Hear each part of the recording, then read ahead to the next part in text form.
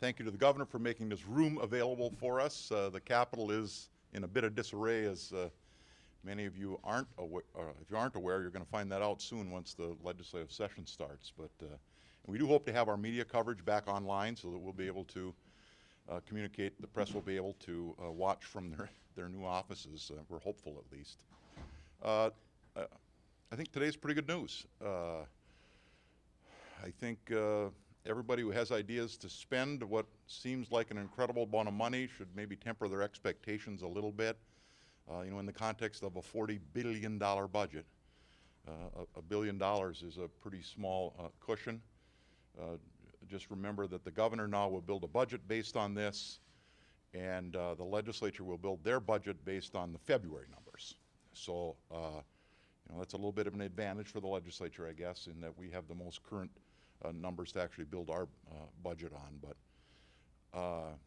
I think it's interesting for people that want to characterize it somehow as a windfall. What's kind of interesting about this is the Speaker and the Governor and I actually left $600 million on the bottom line in May when we went home, anticipating that we were going to need some money in this next biennium. It would have been very easy to spend it all. There were certainly a lot of groups that felt their needs weren't met to the extent they would have liked them to be met, but I think we were very cautious in making sure we left a cushion on the bottom line. That $600 million number held pretty steady today. So 183 was taken out of it to put it in the budget reserve, so that number came down some, but that was only made possible. So we got about a third of the people are characterizing as surplus today we're actually responsible for that by not spending that in the last biennium. That's carrying forward. That's one-time money carrying forward to us, and about a third is reduced spending from what the spending was forecasted to be, and that's certainly helpful. And revenue came down a little less than we had forecasted it to be, but still enough so that when you put those three pieces together, there's $1 billion available. So I'm pretty pleased where we currently are at. I had just a brief conversation with Minority Leader Dowd in the hall this morning, and I think the initial conversation we had is, today will make our job a little bit easier. This is the first structurally balanced budget in November since, I believe, 2001. It's been a long, long time since we had a day like this where we were going into a biennium with enough money, not looking at a deficit. So really, really good news for Minnesota.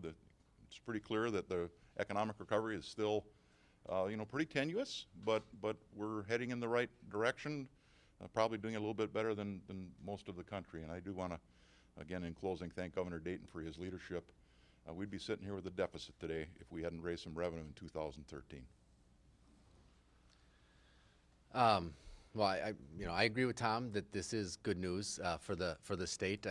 I think what we see here is the benefits of actually governing well and putting together a sturdy budget, and the fact that it's the first real structurally sound budget we've had since 2001, since before I arrived in the legislature, is really good news for the state of Minnesota.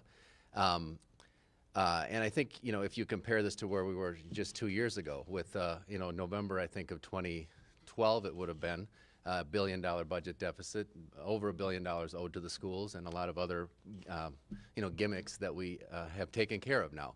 And it does set the state up for planning for the future, and I think that's really, really good. I think this budget should also put, it really has already, but should be the final nail in the coffin to this notion that the fact that we raised taxes was going to tank our economy. I mean, for months we've heard that our economy has been flatlining, which is, a lie, but it was repeated over and over, and I guess that makes some impact. But this budget should say that the decisions we made in 2013 and 2014 in terms of investing in the middle class, investing in education, and the taxes that we raised has not undermined our economy. And in fact, we have one of the, as Tom said, one of the strongest economies in the country. And I think the signal to me is that we should keep moving down that path. And as we look to this next session, we should be focused on continuing to invest in the middle class and make those types of things our priorities. Investing in education and making sure we're not making cuts there, making sure that we're focusing on college affordability, making sure we're focusing on making sure child care is available to people, as opposed to cutting significant corporate taxes is what's going to do well by Minnesotans and Minnesota into the future. And so I hope that that is the path that people decide to take. Questions? Bill, this is your last bite at us, probably. Yeah, it's a wooden table. Are there any, you heard the governor talk about some of his spending priorities. Are there any spending priorities that you have? Is there enough money to fund any new initiatives?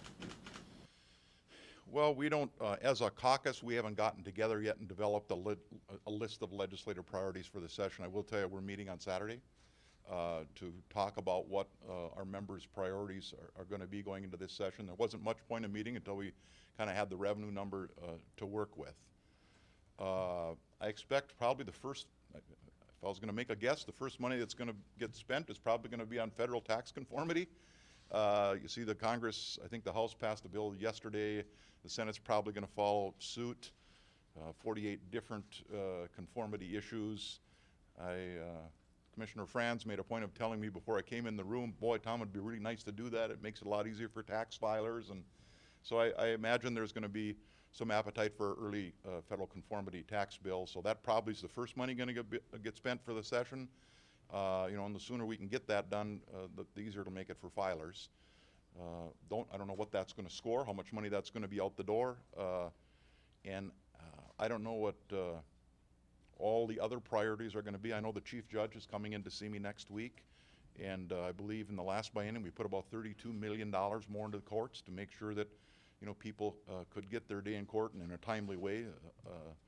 Justice delayed is, what does Senator Latz say? Denied. Justice denied. That's the lawyer in me. I guess that's probably the first meeting with somebody that's going to come and make a budget request, I think, is with the chief judge next week. And I don't know what her request is going to be. And to people that say, well, you know, inflation's $1 billion, you know, we can argue about whether it's $1 billion or not, but let's just agree it's not zero. And we're going to find that out. I'm going to start to find that out next week when I meet with the chief judge and see what the courts need. We know that our corrections budget for more than a decade has been growing much, much faster than inflation. There's going to be additional needs there. There's going to be some significant new costs as we overhaul the state sex offender program. So money starts to disappear pretty fast. And then, you know, we've still got all of the priorities that are going to, you know, make Minnesota grow and be economically competitive going forward. So looking forward to meeting with all of the different interest groups as they bring their ideas to the Capitol, and we try to flush out what's in the best interest of Minnesotans between now and when we adjourn in May. Mr. Leader, what's the best way, in your opinion, and what's your caucus's judgment as far as you can gauge it on the transportation situation and funding? What do you think is the best way to handle it? Well, I think the good news there is I've heard Representative Dowd talk repeatedly about investing in roads and bridges. That's a pretty good inkle to me that he's going to make transportation some kind of a priority. The governor has indicated to me that he's going to come with a very bold proposal. It certainly is a priority for the Senate. We actually passed a bill in 2013 trying to address the transportation needs in the state. I just would make a guess, somewhere between what the governor proposes and the House proposes and where the senator is and the Senate is. I do hope that we're able to come to some agreement by the end of session and get some significant new investment in transportation. I don't know what that's going to look like yet. I was a little surprised to see my own county that I live in 2 days ago actually passed a half-cent sales tax for roads and bridges in St. Louis County. Going to raise about $10 million a year. They're not waiting for the state, and I think you'll start to see more of that likely happen, that the state's not showing the kind of leadership on transportation infrastructure that I think the public expects, and I think that's why you see counties like St. Louis this week decide that they're going to have to figure out how they tackle it themselves. Otherwise, property taxes are the only revenue piece they have, and no one wants property taxes to spiral out of control. So do you believe some form of revenue increase would be appropriate even despite the size of this surplus? I hate to speak for the caucus yet, but I do think the Senate's probably not going to do anything with general fund revenue. I think there's probably enough general fund revenue to put this budget together, but I don't think there's enough general fund revenue to make the kind of investment in transportation that I'd probably like to see made. So I think we're going to have to look for some other revenue for transportation, and I haven't had any conversation with Representative Dowd about that yet. Mr. Speaker, I wonder if this this is kind of bittersweet as you head out of the majority and into the minority, that the policies you passed, voters might have just punished you for, but it might have just created this surplus? Well, it certainly is bittersweet. I will agree with that. Yeah, honestly, I don't know if voters punished us for the policies we adopted. You know, we had low turnout and $5 million spent against us, and that makes a big difference in elections, or more than that probably. And one thing that I hope that we do see in this upcoming legislative session is a renewed effort on campaign finance reform and actual disclosure around those issues, because even some of the folks that may not have been comfortable with that in the legislature last year, having gone through this last election cycle, I think may be in a different position on that issue. And so I'm hopeful we can make some progress on that. And the Senate has already passed some good bills on that front. And so hopefully we can make progress on that. You know, at the end of the day, I think, you know, as I look back on the last 2 years and look forward, we've left the state in a really, really good position and made incredible progress on any number of issues. And I feel very proud of the work that we did. And what I really hope is that, and I think what this election said with re-electing Governor Dayton and moving forward on a lot of these issues, is that Minnesotans think we're heading in the right direction. And I hope that we continue down that path. And I think that's really what Minnesotans want us to be doing.